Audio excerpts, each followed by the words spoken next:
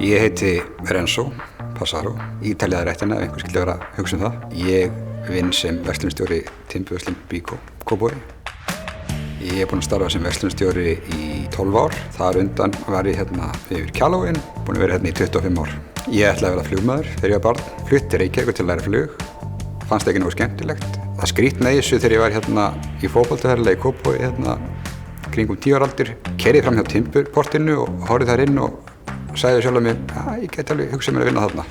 Mörgum árum seinna þá var ég einmitt að vinna þar. Mjög sérstakt. Góða sögu tengda Byko, það eru svo margar. Einhvern tímann í kringum 98 þá var ég að afgreiða gagnveri efni og þá var það þannig við ertum að fúera sjálf timbrið.